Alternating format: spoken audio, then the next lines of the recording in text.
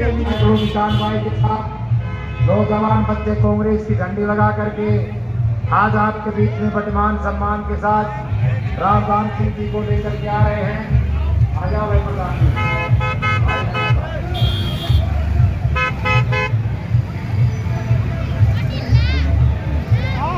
भाई जो गाड़ी आगे खड़ी हो, गाड़ी आगे लेते जाए, आगे गाड़ी आगे ले जाओ भाई। लाल रंग की जो इनोवा गाड़ी हो आगे ले जाए, ये तो जाम लग जाए।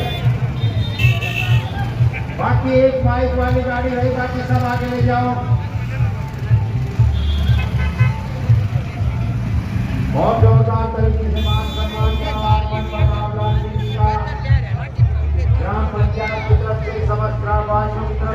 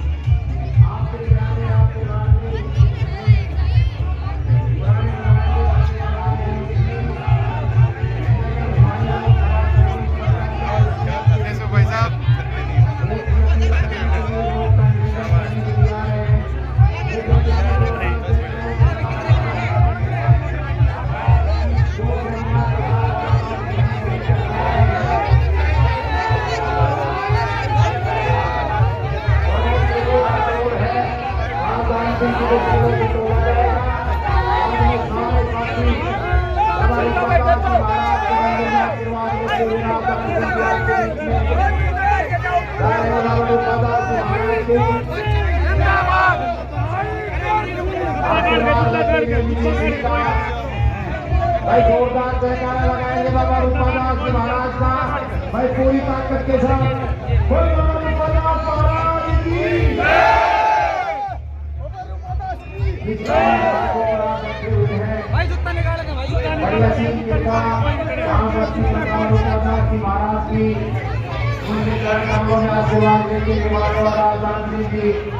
आपके बीच में हाजिर नाजिर होने जा रहे हैं।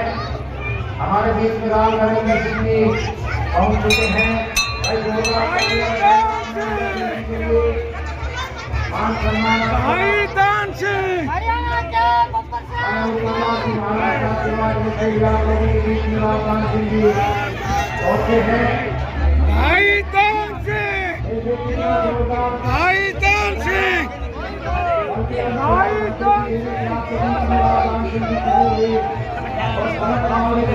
आप लोगों का मान सम्मान स्वागत सिंह जी का।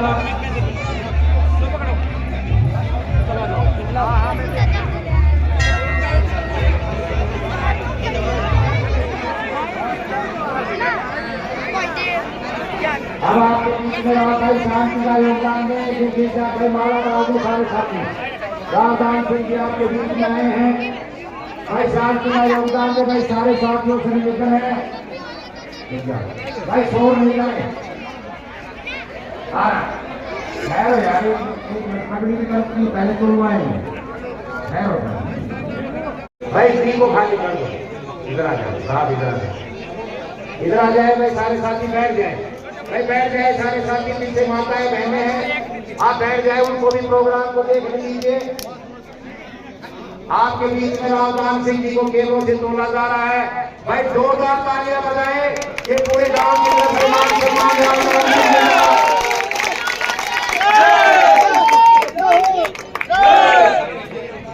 और भाई सब साथी प्रोग्राम के बाद में केला लेकर के जाए, जो केले का प्रसाद बाद में बटेगा।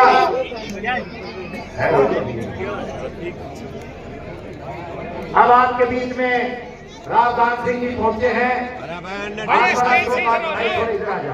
भाई को प्रोग्राम दे भाई, मेरा निवेदन है, या तो बैठ जाए, या तो बैठ जाए। आप ये बैठ जाइए, बैठो आप। अरे कैसे प्रोग्राम के बता रहे भाइयों, बैठ जाओ, बैठ जाओ, आप बैठिए। बोला बाबा रूपादास धाम की, भाइयों बैठ जाओ, जाते हो भाइयों बैठ जाओ। बहुत सुंदर है, दाल कर दो फोटो बैठ जाओ। अब आपके बीच में जो मान सम्मान का प्रतीक पगड़ी होती है भाई, शांति का योगदान में भाई शोर नहीं कर दे।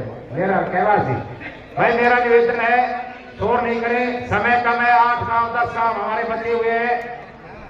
आज आपके बीच में वोट का निवेदन करने के लिए आए हैं। टिकट वाला रावदान सिंह जी का काम था और भाई चुनाव को फतेह करवाना आप लोगों का काम है भाई।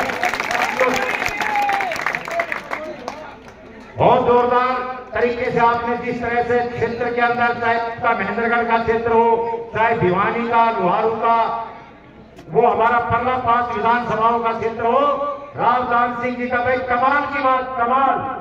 मेरे पास ऐसे कोई शब्द नहीं मैं जिससे आपका इस बात का धन्यवाद कर सकूं।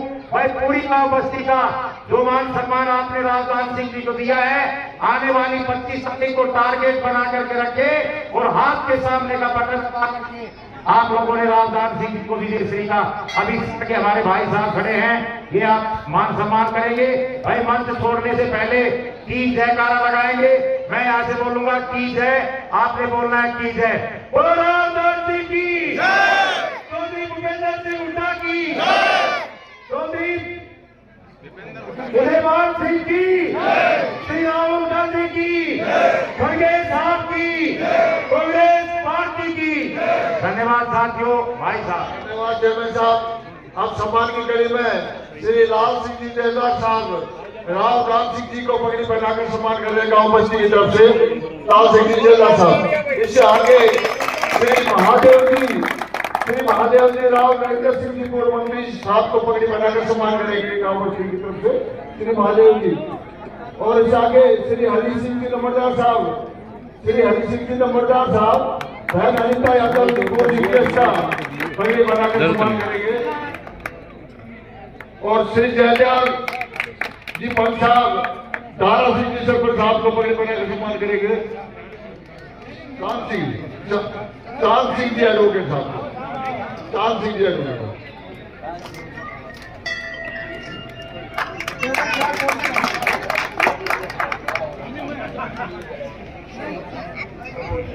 अब तो सीधा का सीधा टाइम ज्यादा हो गया, रावदान सिंह जी को बुलाओ। अब आगे के प्रोग्राम में बहुत सारे गांव बचे हुए हैं, तो सभी नेताओं ने अपनी तरफ से बोला है कि टाइम बहुत कम है, प्रोग्राम ज्यादा बचे हैं, तो सीट आएगी। रावदान सिंह जी को आपके लोकप्रिय प्रत्याशी भाई जोरदार 2 नारे लगाने बस। कांग्रेस पार्टी जिंदाबाद, कांग्रेस पार्टी जिंदाबाद, रावदान सिंह। अब मैं निवेदन करूं आपके लोकप्रिय प्रत्याशी रावदान सिंह जी से निवेदन करूं कि वो अपने वोटों की अपील करें। रावदान सिंह।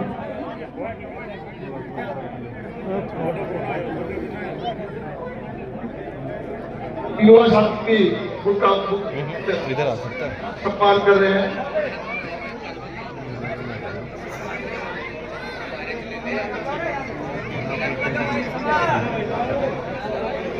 भाई बहुत सम्मान कर रहे हैं युवा साथी भी, सब भाई सम्राट की युवा टीम है। अब मैं निवेदन करूं आपका बड़े प्रिय नेता प्रत्याशी रावदान सिंह जी से जोरदार तालियों से स्वागत करें। लाइट बंद करवा,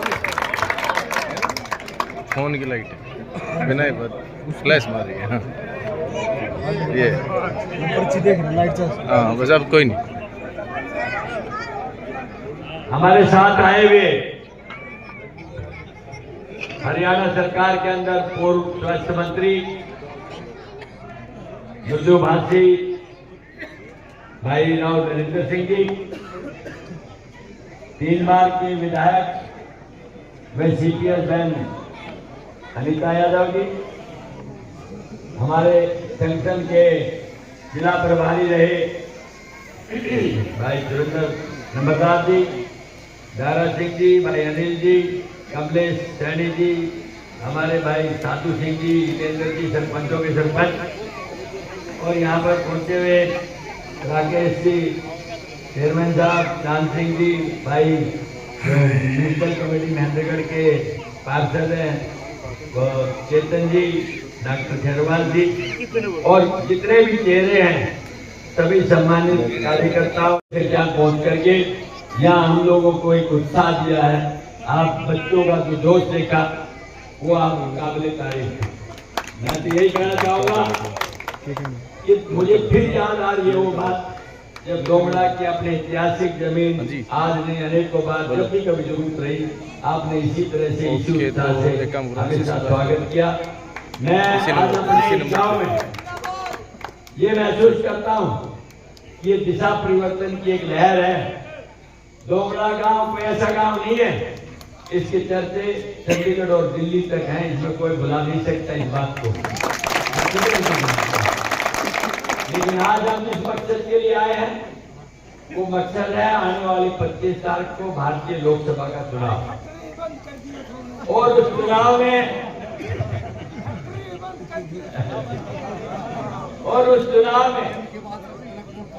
आपकी अहम भूमिका रहेगी।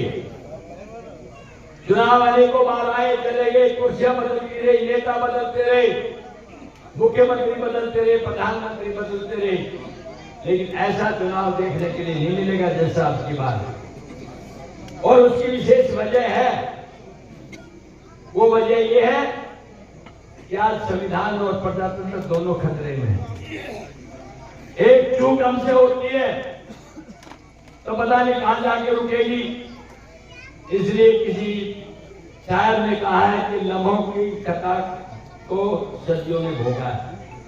एक छोटी सी चूक पता नहीं कहां तक चली जाएगी। मुझे पूर्ण विश्वास है कि आप लोग उस बात से पहले से चेतन हैं, पहले से चिंतित हैं कि संविधान और प्रजातंत्र जहां अस्तित्व में ना हो, जहां संकट की घड़ी नजर आती हो, तो आपका और हमारा फर्ज क्या होगा। ये संविधान यूं नहीं मिला हमें, इसके लिए हमारे हजारों नौजवानों ने देश के प्रति अपने प्राणों की आहुति देके स्वतंत्रता दिलाई और फिर ये अधिकार मिला बाबा साहब अम्बेडकर के नेतृत्व में कि हम संविधान लिखते हैं, जिसमें आम आदमी को, गरीब से अमीर को, कमजोर से मजबूत को, सबको अपने अपने अधिकारों की एक सीमा क्षेत्र दिया। लेकिन आज उस पर ऐसा संकट क्यों आने लगा, इसके पीछे एक बहुत बड़ा कारण है। 10 साल पहले भारतीय जनता पार्टी को लोगों ने मतदान किया।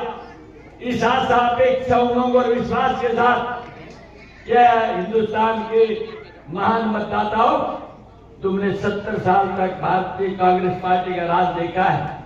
एक बार बदलाव करके देखो, हम आपके लिए अच्छे दिन लेकर के आ जाएंगे। इन कांग्रेसियों ने भ्रष्टाचार में विदेशों में पैसा छुपा रखा है, वहां से वापस ले जाएंगे। हर आदमी के खाते में 15 लाख रुपए चले जाएंगे। ये नौजवान भाई आज दर की ठोकरें खाते फिर रहे हैं, जिनको 2 वक्त की रोजी रोटी नहीं मिलती, इनको 2 करोड़ रोजगार सालाना देंगे। और जो ये किसान, इनके लिए जिसकी आमदनी को डबल कर देंगे। मेरे साथी, मेरे सम्मानित मतदाता, मत गुमराह हुए। किसी ने नहीं सोची, एक ही बात दिमाग में आई कि अब तो मोदी जी सबको डबल पैसे कर देंगे, रोजगार दे देंगे। विदेशों में काला पैसा है कांग्रेसियों का, वो लेके हमारे जेब में डाल देंगे। यहां तक क्या आपने सुना होगा, लालू जी ने भी मजाक किया। लालू जी कहने लगे कि मेरे तो 7 बेटी, 2 बेटे, 2 हम 11। मैंने सोचा करोड़ रुपए अकाउंट में तो आ ही जाएंगे, लेकिन अफसोस ये है एक पीला पैसा नहीं आया। किसान की जहां पर आमदनी डबल करने की बात थी, उसकी अपनी फसल का पैसा नहीं मिल पा रहा। भावांतर भरपाई का नाम, लेकिन एक पैसा आपके लिए काम। मेरी फसल मेरा ब्यौरा, मेरा पानी मेरा हक। न पानी है, न हक है, न फसल है, न ब्यौरा है। फिर आप किस तरह की मदद एक किसान को करने जा रहे हैं। जहां तक सवाल जवान का, एक जवान था जो किसान के साथ में एक भाई खेती करता था, एक फौज में चला जाता था।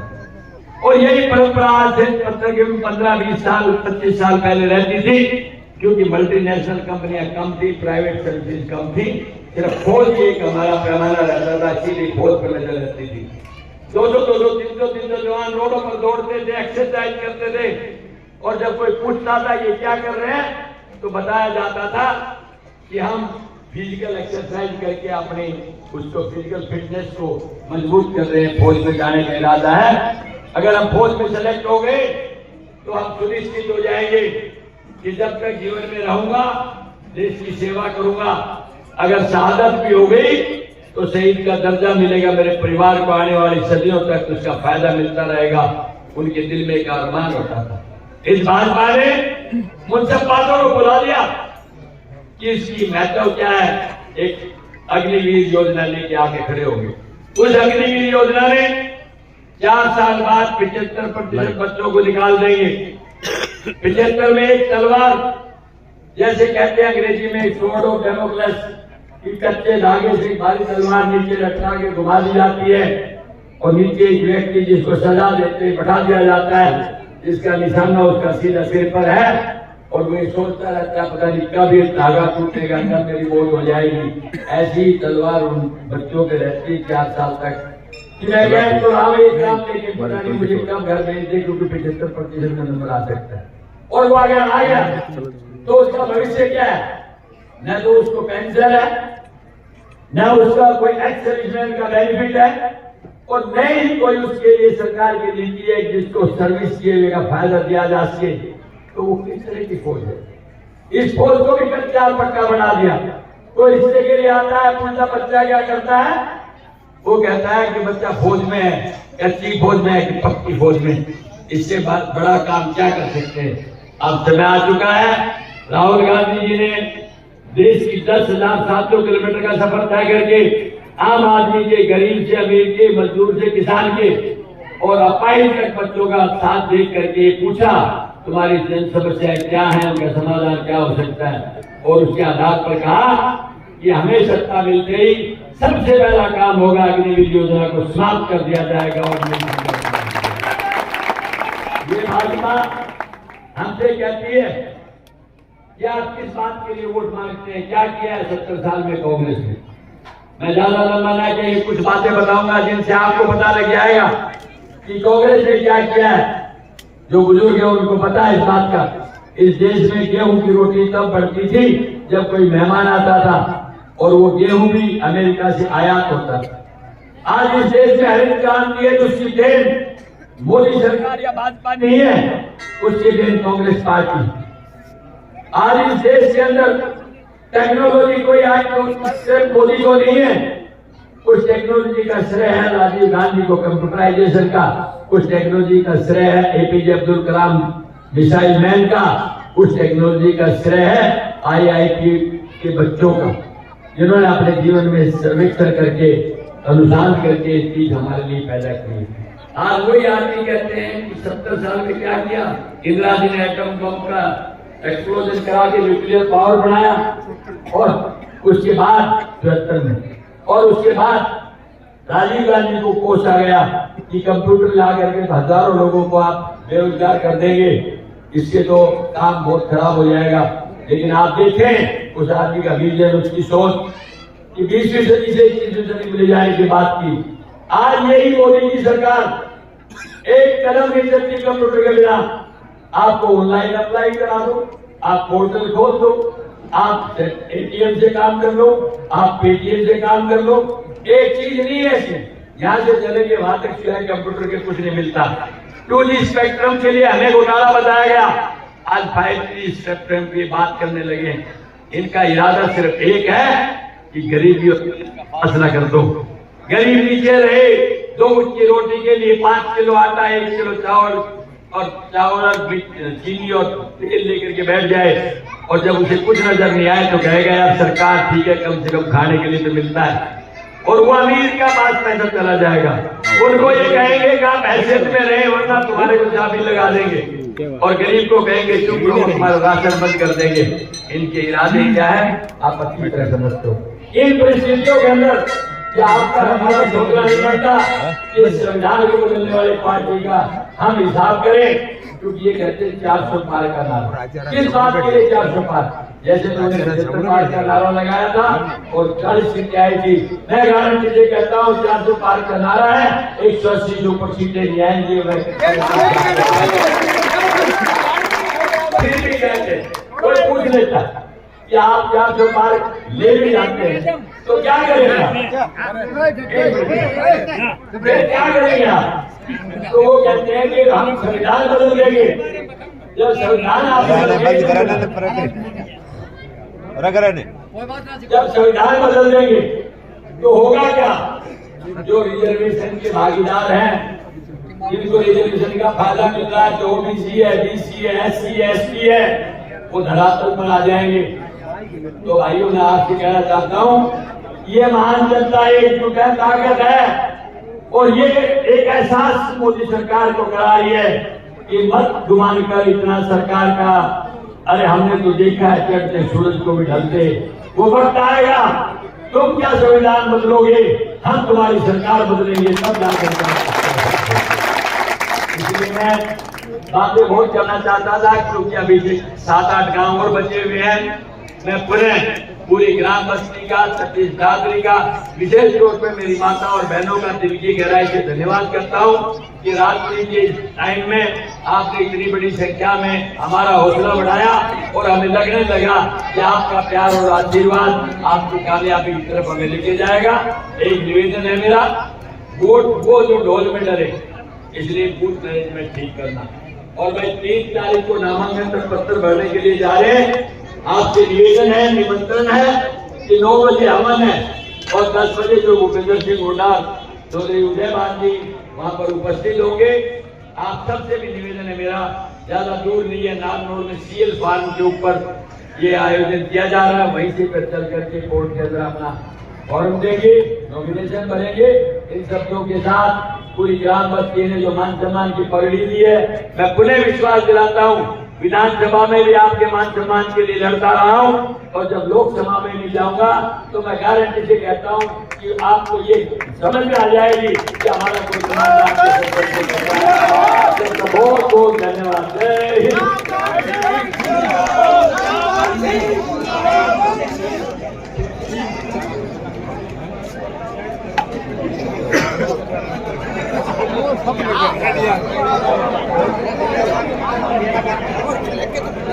प्रसाद पाठ है।